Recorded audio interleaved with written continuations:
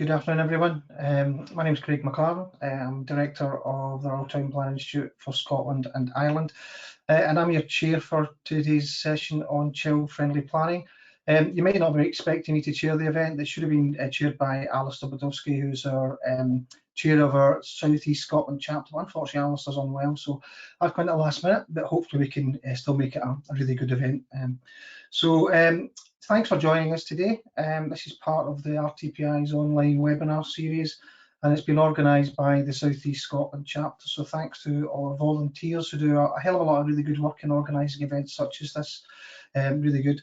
We've got 76 people booked to come along this afternoon, so you're not sitting alone in splendid isolation. There are other people joining you, and they're from a range of different backgrounds and sectors, and all obviously have an interest in planning, and particularly around child-friendly planning. So, so do feel free to, as part of the event, do ask questions and make points. There's a questions box on your screen. Feel free to use that, and use it as early as you can if that's possible, because quite often these events we find that the questions all pile in at the very end and we can't get them all asked. So any questions you have in advance, or you want to put in early, or even just something that springs to mind as we go through the presentations, please feel free to do that.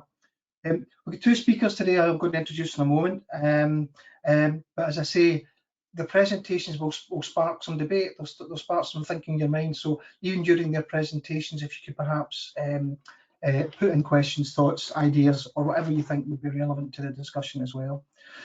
The context for today's event in many ways is around research which RTPI published last year on child-friendly planning in the UK, which aimed to really examine the rights for children in the planning system, and look to how we can move towards having a more child rights informed practice. And Jenny Wood, who's one of our speakers today, is the co-author of the report, and she's going to talk us through and draw out the main findings and challenges and opportunities that report raises. And then after that, we're going to move to some of the more practical elements of it. And Erin Fulton from PAS will then look at some of the real practical examples of how they have engaged with young people based around some of the projects and work which they've done. And I know PAS puts a lot of value and emphasis on engaging with young people, which is great to see.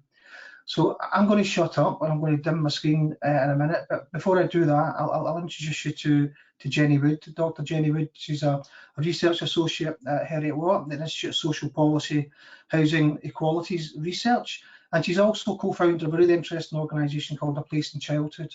And that promotes child-friendly environments through undertaking research, does advocacy work, and it also undertakes action to try and get this into reality as well. So Jenny's going to talk us through child-friendly planning in Scotland, open brackets, and the UK, closed brackets, and I'll leave you to do that. So Jenny, the stage is yours, so to speak. Hey, thanks very much, Craig, and it's lovely to be speaking to you all today, even if I can't see any of you. But yeah, as Craig said, I'm going to be talking about the report that we produced for RTPI about child-friendly national planning policy across the UK. So I'm going to focus mostly on Scotland, but I'm also going to make some comparisons with the rest of the UK, where I think that this is kind of helpful for understanding a little bit better what we might do to improve our practice of children's rights. So if we just kind of begin by thinking about the sort of the environments that we're all working in, and the kind of legacy of a lot of the way that we've done planning previously means that we often don't really include children in urban environments very well. We have a lot of kind of city centres that are very kind of car dominated. You'd barely see children or young people kind of walking out and about by themselves. We have quite a lot of environments that have specific restrictions on what children and young people can and can't do, such as no ball game signs or quite a lot of kind of fencing and segregation of spaces. And we also have a tendency to create playgrounds as the main space for children to use, no matter their age.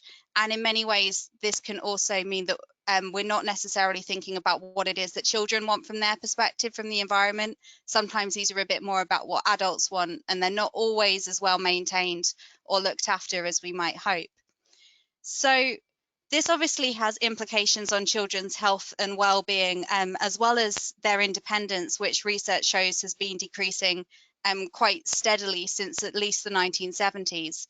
But most fundamentally, it's a problem because of the UN Convention on the Rights of the Child. Now, this was established in 1989 and gives 42 specific rights to all children and young people below the age of 18, and it was ratified in the UK in 1991. So the idea of this is to consider the 3 Ps, and through considering these, we can meet children's rights. Now, these are in equal measure providing for children, protecting children, and enabling their participation. But what we often, unfortunately, find in countries such as the UK and many others is that we kind of favour direct protection of children. To some degree, we also do provide for them, but their participation doesn't tend to be very high up on the agenda.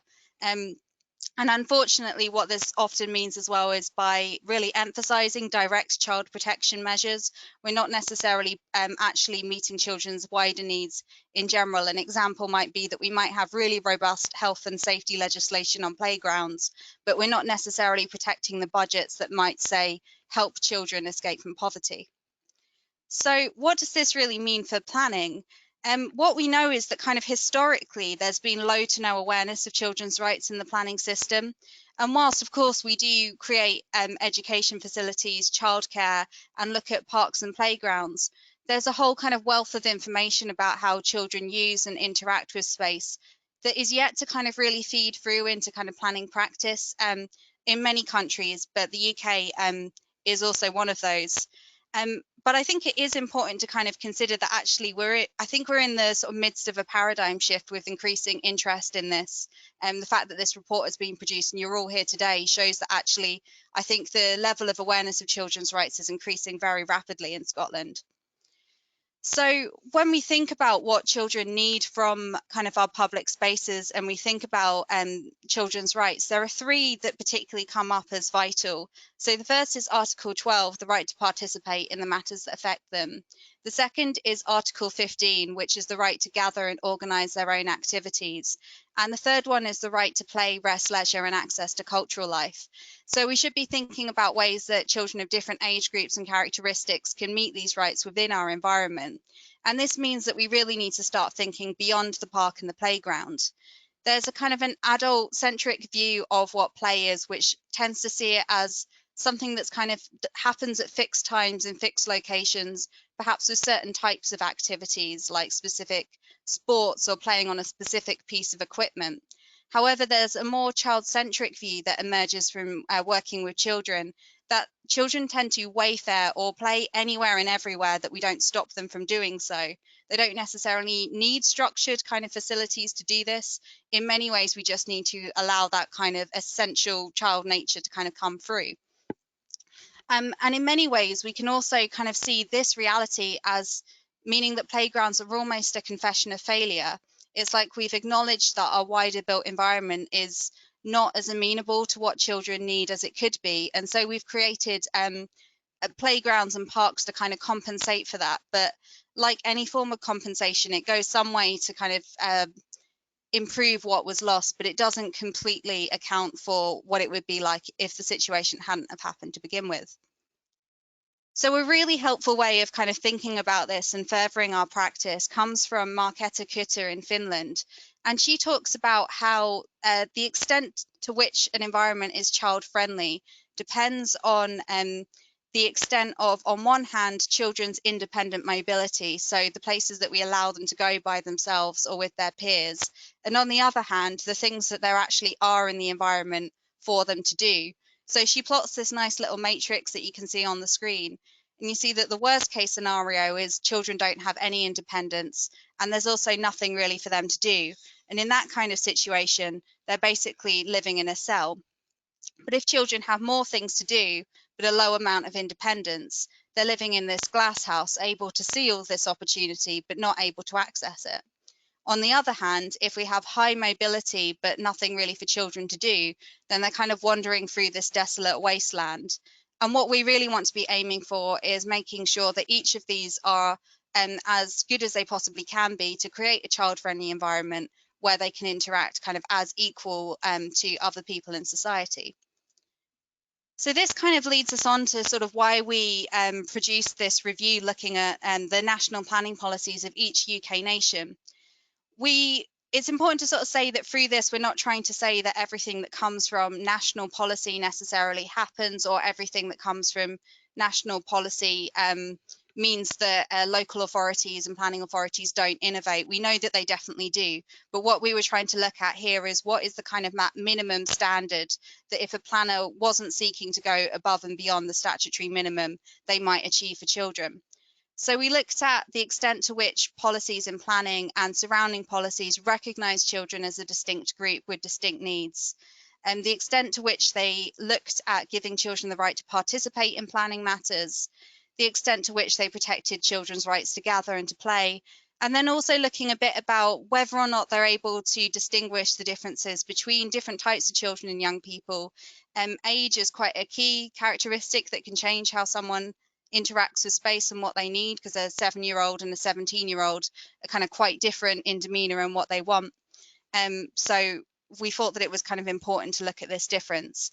And this idea of child-friendly planning comes from this idea of child-friendly cities, which was started in by UNICEF, and that looks at making sure that children's rights are met socially, spatially, and economically in a city.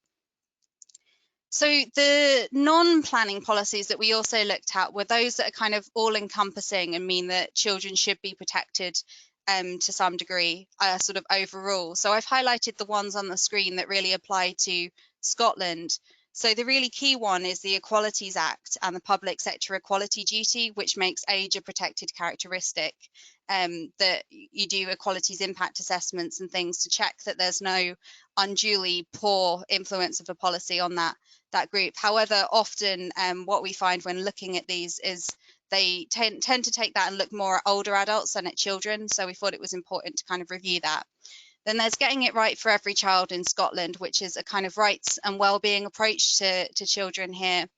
We've got the kind of policy aims around ending child poverty and closing the attainment gap, which are very prominent in Scotland. And we've also, quite excitingly, got the incorporation of the UN Convention on the Rights of the Child into Scots law, which is imminent. But it's not happened yet. What we have at the moment in Scotland is called the Children and Young People Scotland Act, and this provides a kind of important sort of background piece of information before we launch into the planning policy.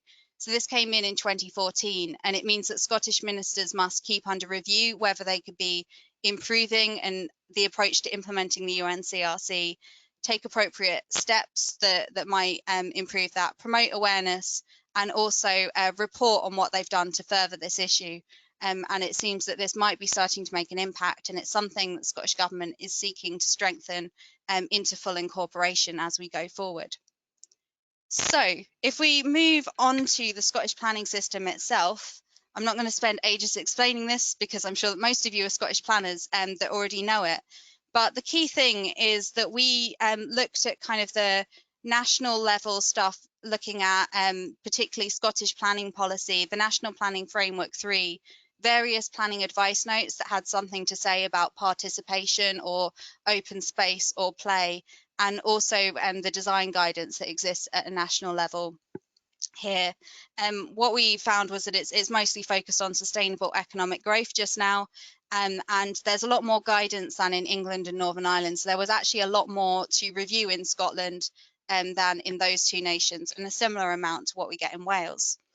So bringing all of this kind of policy together and looking at it in totality and how it connects with the children's policy, what we found is that combined, they do go some way to recognise children as a distinct group with distinct needs. However, there's still quite a focus on specific facilities for children to play, rather than their ability to just move around environments and undertake their own activities. And there is a tendency to relate to children passively, such as saying adults with children or childcare, rather than thinking about what that child might need explicitly for themselves.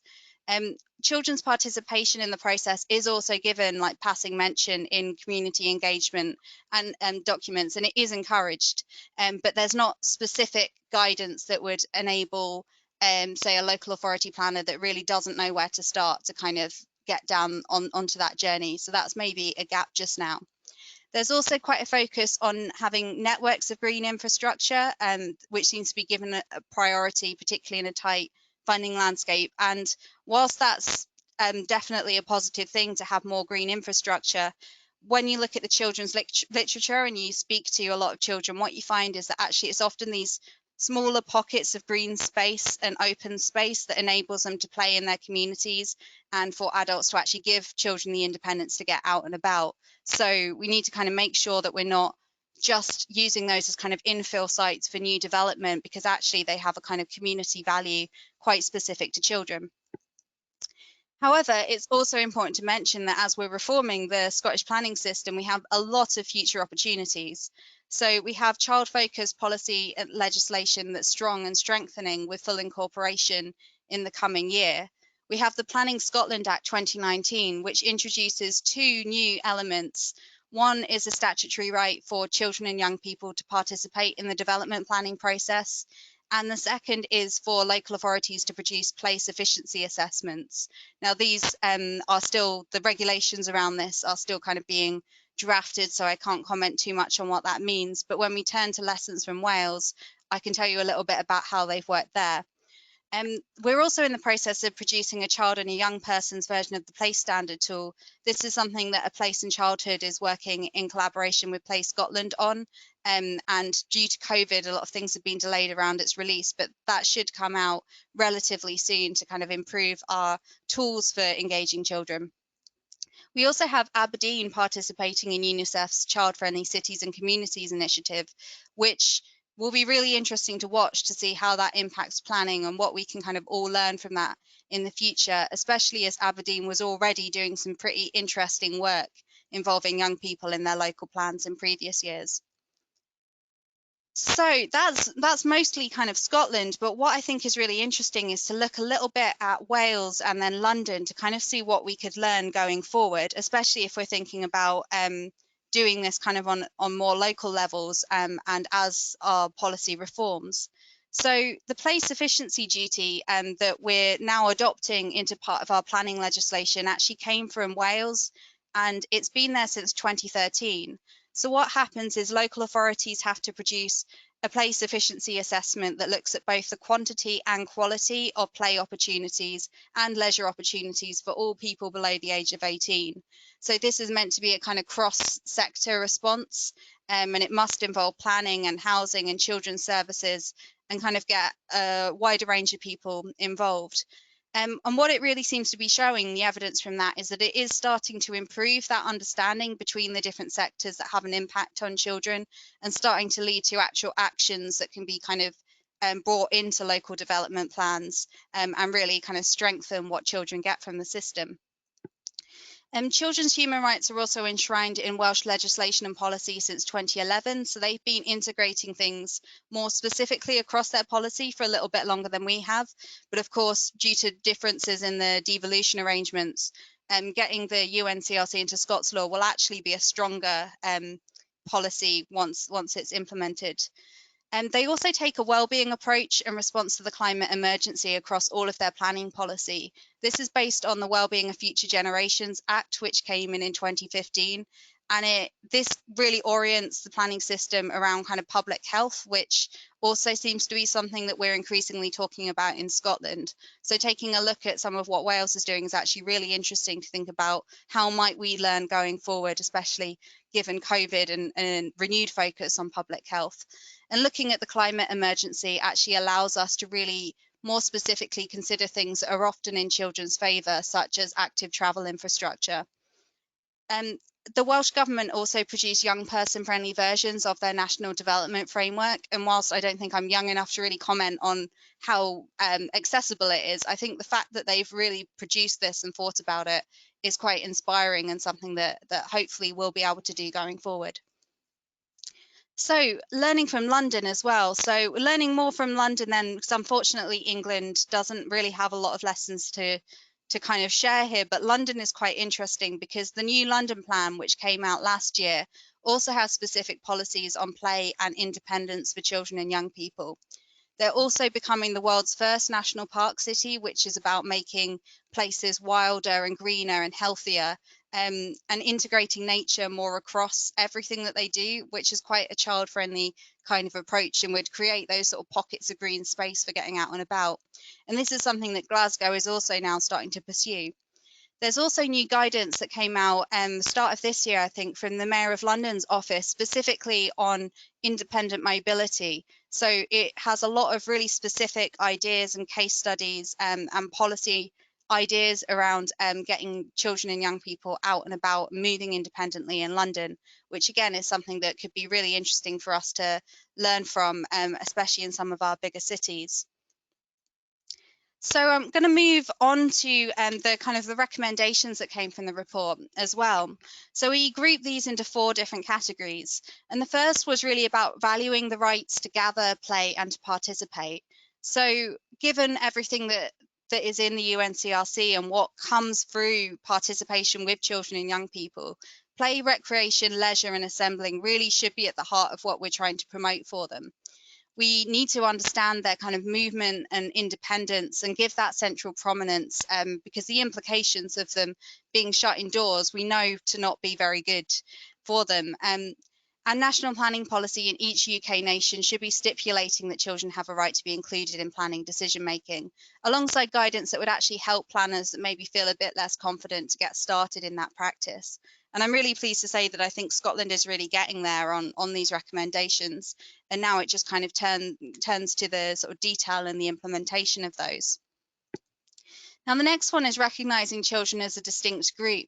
So we generally found that the approach of equalities impact assessments wasn't always very robust when it came to children.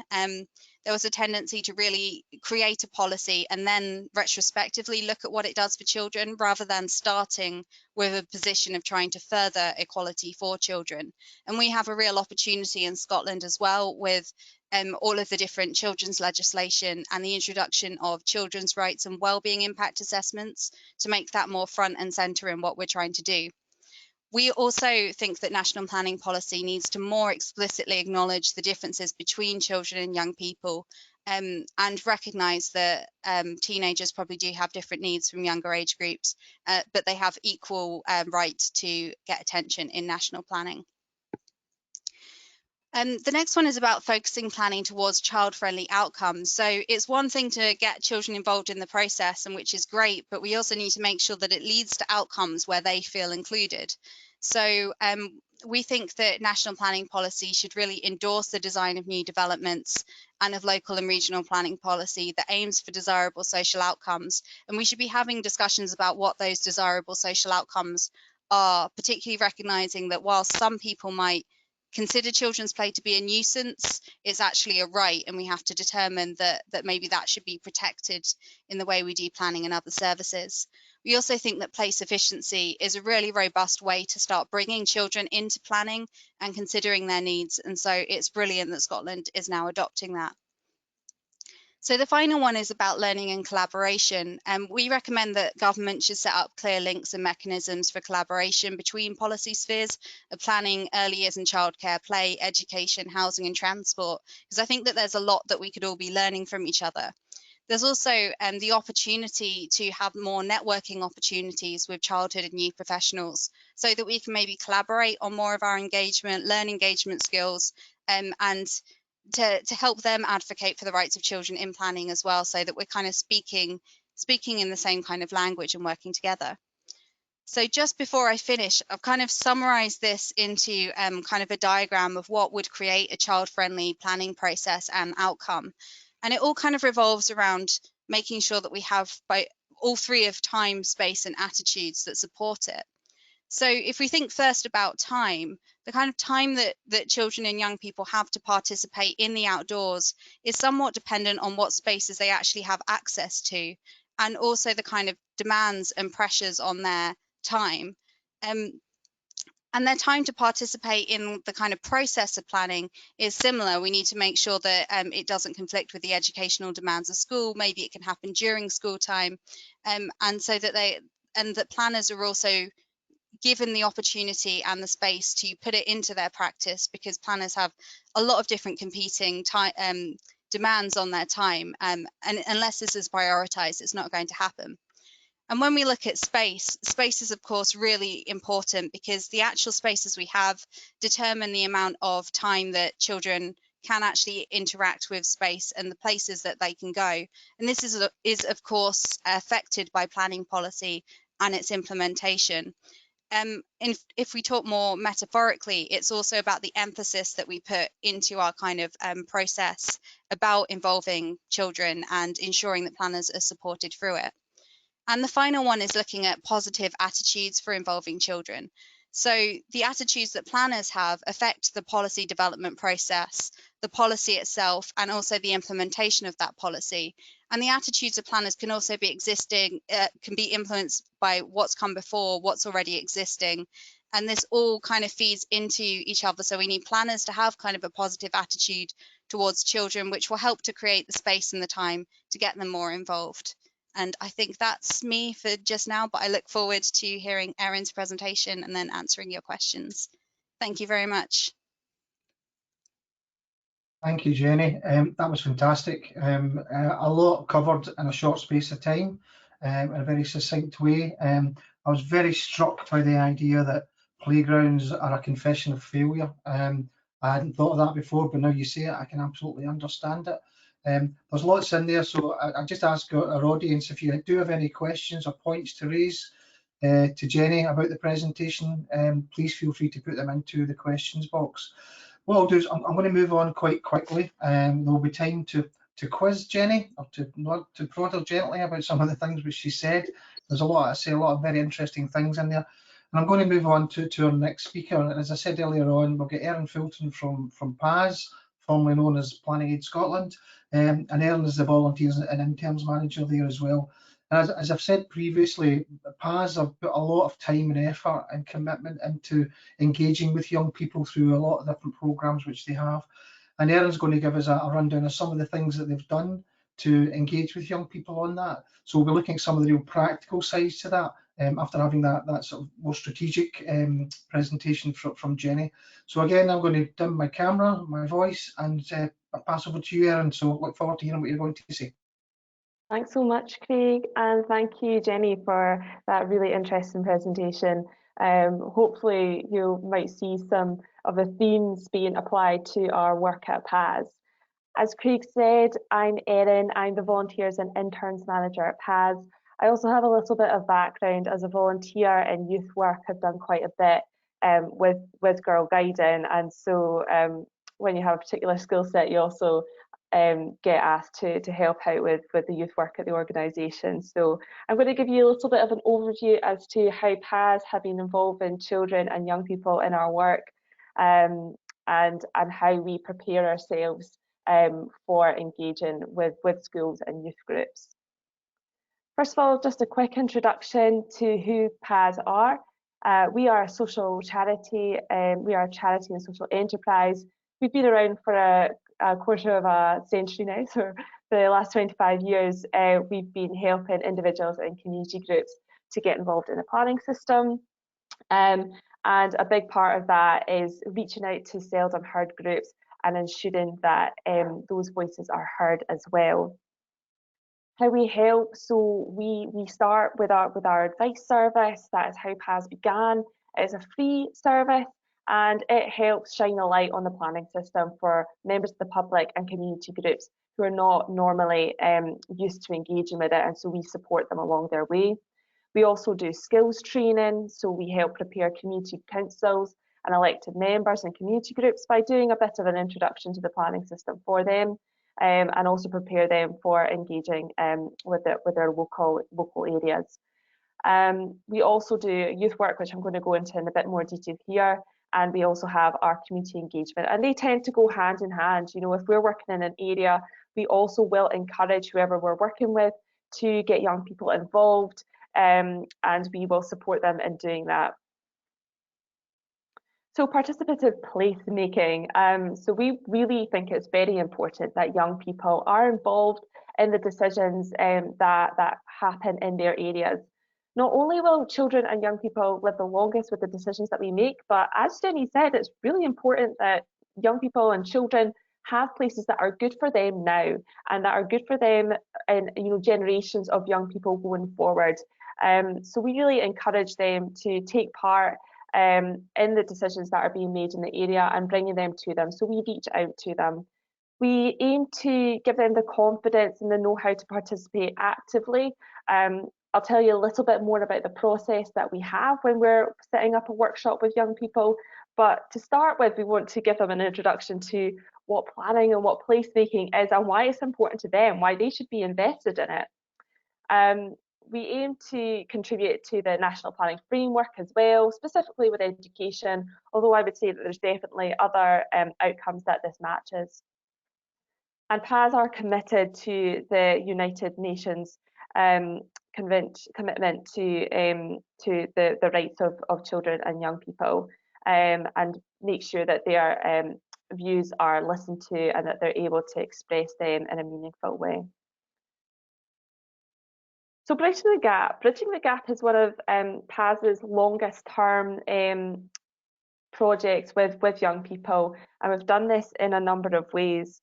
So this has run since about 2017 in its most formal form, but the aim was to create opportunities for young people and planners to improve places together. So we brought planners to the young people, and we had good conversations with them around what they could do, what they think they need to improve their places, what works for them, what isn't, what makes them feel unsafe, what would they like, what are their aspirations for their place. So that's what we aim to do with Bridging the Gap. We've done Bridging the Gap in a number of locations now. Originally it was in Galashiels, and we had a long-term relationship with a school in Galashiels. Since then, we've also engaged with schools in the Scottish Borders, Fife, North Ayrshire, Inverclyde and Edinburgh, and also, you know, with Perth and Kinross, Highlands, West Dunbartonshire and Loch Lomond and the Trossachs. So what we aim to do is also work with the local authorities in those areas to think about what's useful for you to ask these the children and the young people in these areas. What do you want to know? Where can we have dialogue here? What's actually going to be useful, and what can be brought forward into plans that you're developing? So Bridging the Gap you can think about in two parts. So the first part is we have a workshop where we go in and we encourage young people to learn about their place. Sometimes this can be done in a way where we put out a large piece of flip chart paper and we ask the young people or the children to map their place. So we think about what's valuable to you. So we do a little bit of an exercise where the children will just draw on it, or they can have models, and we ask them what's significant to you in your place, and that helps us get a better understanding of what is valuable to the children and the young people, because as an adult you'll go through a place and you'll notice certain landmarks and they'll be of relevance to you, but to a younger person they'll have a very different experience of a place. So it's important to us that we capture that. So we encourage them to learn about their place, to share with us what's important about their place. We also do a bit of skills development. This is mostly with the secondary school students that we work with, in terms of if they feel like they want to gather their views of their peers themselves, and we engage them in that way. So we might do a little bit of public speaking or facilitation skills training with them. With all age groups, we do an understanding of civic structures and political nature of planning. We of course don't go to the primary schools with that type of language. We simplify it. We make it relevant to them. We make it about how they can express their views, how they can experience their place, how they can engage with it as well. And of course, we're looking to engage all generations, intergenerational dialogue and learning, so that everyone from our place can communicate with one another and learn from one another. The second part of Bridging the Gap is to put it into practice. So we get them involved in local issues and decision-making processes. When I helped at a workshop in Glenrothes, what we did was we worked with a local authority there, and they had suggested that they're looking for views on an area of green space that they're looking to develop. And they had a number of plans that were prepared, and we were able to put them to the young people in Glenrothes and ask them what their ideas were. Did they have any suggestions? Did they want anything built on? So that was something a bit more concrete for them to input to. And also how to work with decision makers and how they can become active citizens. And this is part of their learning journey to become active citizens, and sharing with them that their views are important and that they have a right to be involved in their place and shape the place to make it work for them. So what we're doing, we're aiming to, when we get involved in any project, whether it is part of Bridging the Gap or whether it's part of a community engagement exercise that we're doing, we partner up with a local planning team and community groups to identify a local project. So we will then design a workshop to get younger age groups involved in that project. And of course, it's important that we target these workshops in an appropriate way, that we're using the right language, that we're using the right tools to accommodate each age group. So for example, if we're going into a primary school, we'll need to make sure that the language that we're using in that primary school is appropriate for the age group. Any numeracy as well that might be involved in there is going to be understood by whoever we're working with. We also want to make sure that all our workshops, even ones for the grown-ups, are engaging and active and quite interesting. So we will work with the teachers as well to see what they think that the pupils or the students might enjoy. Again, with secondary schools, what we find useful is to have dialogue with whichever department we're going into to see how we can fit it into their curriculum. We tend to find schools are quite busy and that they have a lot on their plates. We want to make sure that we are able to not intrude too much on what else is going on and that we're able to fit in quite nicely to the other demands that are on their time. So we communicate a lot with the teachers. And we'll also get planning professionals and PAS volunteers involved here as well. It helps us have dialogue as well around what planning actually is. A lot of people don't understand what planning is and how it is relevant to them. And by bringing the planning professionals into the classroom, we're able to start forming views in young people's minds as to what planning is and who the planners are, and you know, how it is relevant to their lives. So young participants are not only introduced to and led through a planning process, but it also gives them an idea as to what planning is and how it can affect their future. Another project we got involved in was Past Protectors. Now, this was one that happened fairly recently. We were kind of running it right up until the restrictions were brought in relation to coronavirus. So Past Protectors was run by my colleague who now works full-time at Glasgow University, and it was with Historic Environments Scotland. And we were thinking about heritage crime, so we were coming to discussions about place from a slightly different angle. So we wanted to think about heritage crime and start an education with the young people and start a dialogue around what this means for them and what it means for them and how they relate to their places. So we looked to reach out to primary schools and also to youth clubs in this instance to engage with them about this subject. So it was carried out in Stromness, Dundee, Glasgow and Bo'ness, and we had planned to do more workshops, but unfortunately we had to move a little bit online. However, an archaeologist club in Stirling were very accommodating, and I know Alison had a really productive and interesting conversation around heritage, history and heritage crime from that moment. So that was quite good. If you have a youth leader or a teacher who's really keen and involved, it can make your engagement a lot more straightforward as well. In terms of preparing ourselves to work with young people and also our volunteers who might help our youth projects that we get involved with, we have training that we run for them. This training contains an overview as to what the role is, why it is important that we work with young people, and also some very practical tips and tricks for engaging with young people.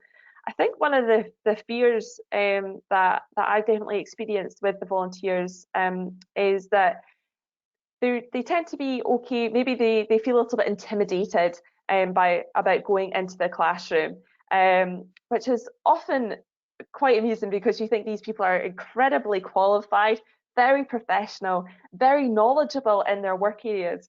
But the idea of taking that into the classroom can seem a little bit scary, particularly in secondary school situations. So we tried to set up this training to build confidence with our volunteers, and also with ourselves, with our colleagues, as to how to do this best. And so it can be, you know, what to do if somebody is a little bit, if one of the students is doesn't engage with the session, or if you're experiencing bad behaviour and you're not sure how to manage that. Like I said, we work very closely with the teachers or youth workers with any of the projects that we're on, so we have a very clear idea as to what to expect when we go into a children or youth engagement situation. In terms of a workshop structure, very loosely, if you're developing a workshop, things you want to think about are would include what is planning, why is it relevant to you, and by you I mean the young people. If they are personally invested in it, then it's going to be a lot easier to get their participation. And we have activities to help children understand the importance of active citizenship in their local community, and they can think about different ways that the land can be used. So we have a bit of a learning journey if you think about it. So we start very broadly. We start thinking about places that are relevant to them. We try to help them understand, and we have quite a nice game that does this, to help them understand the challenges that planners experience, and how the decision-making process can be quite tricky, and you have to hold a lot of different people's needs in mind. And just to help the children and the young people understand that this can be a tricky situation, and that you're having to balance quite a lot. And then we'll tend to go into how they can get involved in their place, and how they can shape it and what they need. We try to be as creative as we possibly can. We'll use games, we'll use crafts. I think even Lego has featured at one point. And I would say that even moving into online, you can still use these similar tools. In terms of actually reaching out to groups of children and young people, Jenny had mentioned time earlier, and I would say that's a really important factor to bear in mind. Schools are very busy and they're very pressured, especially now. So make sure that you have quite wide margins for reaching out to schools and youth groups, because you'll need time to have dialogue, you'll need time for them to get back to you, and then ultimately work up a workshop plan that meets any aims and objectives that you have for your programme. And it might be that you have to visit or do a presentation more than once. In terms of engaging with young people currently, I'd say you might need to think a little bit outside the box and consider how you could perhaps do something standalone. So maybe there's like a bit of a package that you can pre-record or just send to a school to use in their own time. Or they might invite you to take part in a Teams meeting or something like that. But be prepared and have good dialogue with the teachers to what is good etiquette for engaging online. And resources from Young Scot and YouthLink should be able to help you think about how best to carry out this kind of engagement with young people throughout this time, because there are different risks, and you want to make sure that you're delivering a really good workshop that ensures everybody's well-being is protected and everybody is able to participate to the best of their ability. And that is it from me. So thank you very much for listening. And if you have any questions, please pop them into the chat. And as I mentioned earlier, I am the Volunteers Manager. So if you want to find out more about volunteering with PAS, please feel free just to drop me a wee message, and I am happy to chat to anybody who is interested. Thank you, Erin. That was another really thought-provoking presentation. There's lots in there.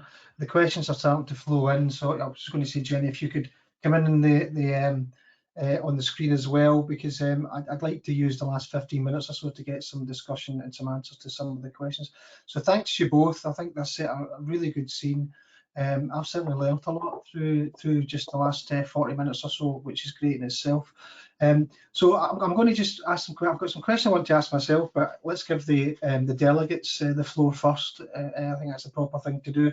And one question I was going to ask, the Taylor Sawyer has put a question on which is asking about are there some examples of times when children's ideas and inputs have emerged through any participation which you're aware of were actually integrated into a plan, how that plan was changed, and what was learned from that.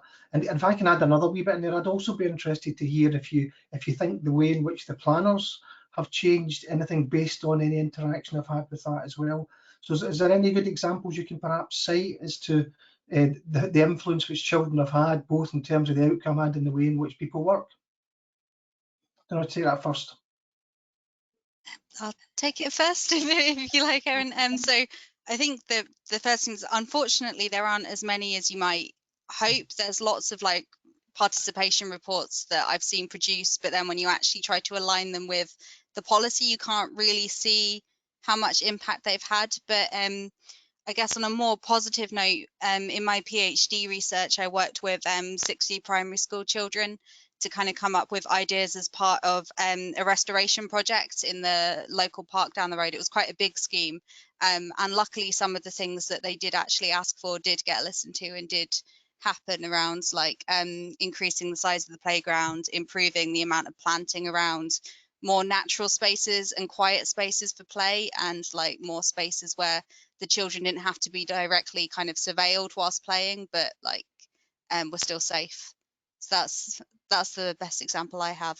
I don't know, Erin may well have a lot more than me. I think my colleague David Wood is in the audience and he's messaging me. So thank you, David. So David was, as you'll have gathered, I'm the volunteers manager. So David was involved in Applecross, which was a community development trust that we were working with last year. And we actually involved children a lot in that project. In fact, they designed the logo for it. And they had suggested walking routes as well as the focus on new homes. So a lot of what PAS does is that we'll sort of collect views to inform plans that are being developed, and as part of that, if any project that PAS is involved in, children's views will be incorporated into any feedback that we give to a community group or a local authority that we're working with. Okay, can I move on a bit, because we've got a pile of questions, we're not going to be able to answer them all, but that's a good sign. You've stimulated some debate and discussion. I've got one on a similar-ish theme in some ways, but a different take on it. It's from Hinalka Bairo, and it's really about the idea that about places for children and placemaking for children being a key thing. And they're asking, well, as part of that, what are the things that are generally missed out? Or is there one thing which is generally missed out that children want, which planners or designers or architects or landscape architects don't take into consideration? What is that one thing, or is it just the lack of engagement which is the issue? Do you want to answer that one first, Jenny, then we'll come to Erin?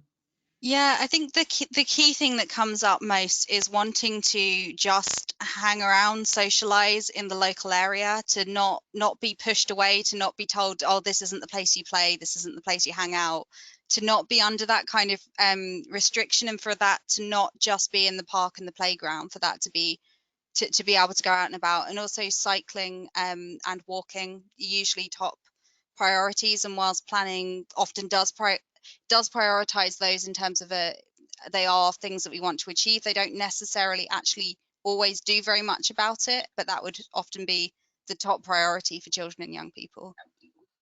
Okay.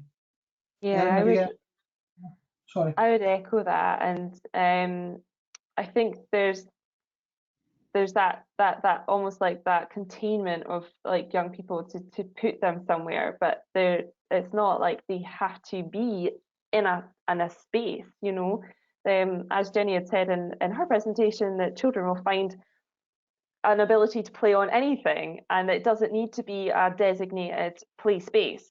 But I think what they do need are spaces that are safe, and actually it doesn't necessarily need to be this contained area, this block that is a safe space. Actually, like when I've had conversations with young people who are maybe like they're teenagers, they don't feel safe going just along the streets, and they should be able to feel safe in their places. And that comes up time and time again whenever I'm having conversations with young people, is that they don't feel like there's anywhere to go that is safe for them, and it's a big theme. Right.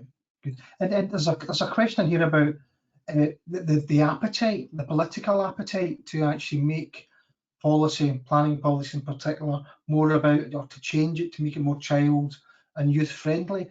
Is that something through your local work, Erin, and your more national work, Jenny? Is that something which you're finding is the case, or are there still some big stubborn people out there who don't quite understand it? I'll go to you first, Jenny.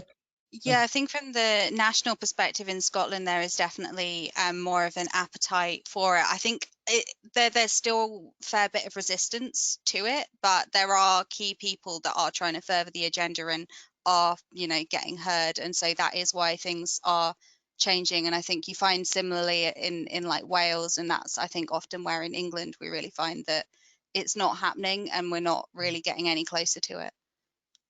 Right. And from your perspective, Erin, what's your feel on that? I mean, I guess we end up in a bit of our own bubble, right? So if whoever we engage with will be the type of group or person that wants to engage with young people. So of course we encounter people who really do genuinely want meaningful engagement with children and young people. But I imagine they're in a pretty tricky, they can often feel like maybe they're going against the tide, because it takes time to plan, it takes time to translate documents into a medium that is easily understood by children and young people and anyone else really. So to try and create that time and resource is a challenging thing to do, particularly in the current climate. We feel there's perhaps a shift taking place, albeit perhaps more gradual than we perhaps wish. Yeah, I'm seeing nodding. Yeah, I'll take that. Yeah, I'd say so. Okay, that's good to know.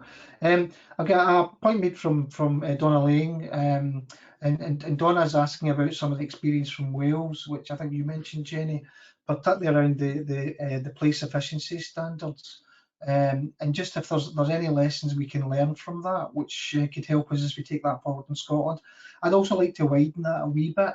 And the Future Generations Act in Wales is a really interesting thing, and I'm just wondering if that's an important part of it, or if that's something we should be thinking about as we move towards things such as the National Planning Framework in Scotland. Is there some elements of that we can take forward? So the Place Efficiency Standards and the Future Generations Act. Your thoughts on how we can learn from that?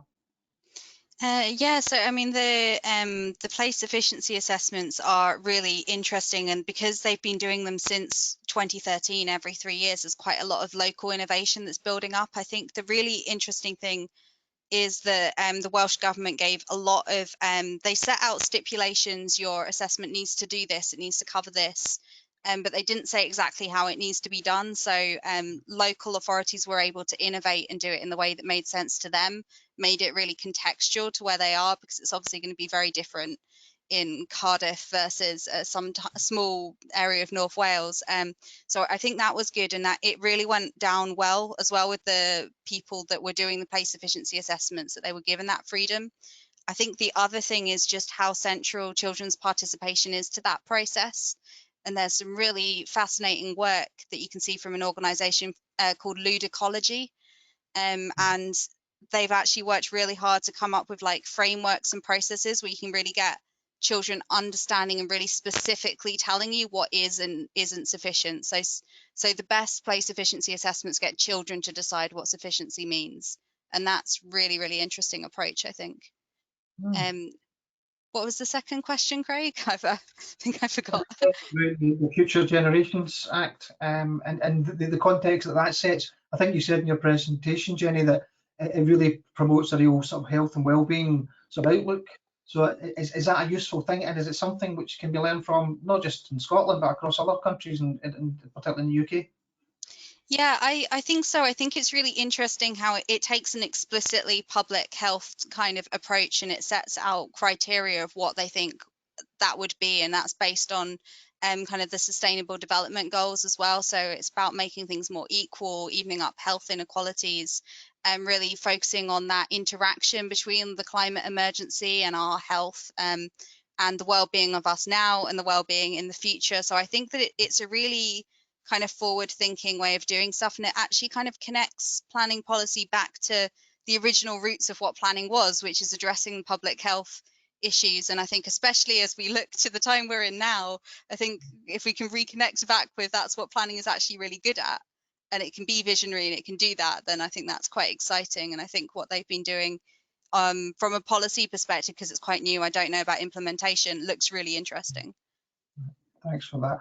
I'm conscious we've only got a few minutes left, so there's a question which has come in which I think is quite interesting, because it's asking about developers' role in this, and particularly around pre-application consultation, and if there's a role for, or how you can get children more involved in that process, because sometimes it's an overlooked process.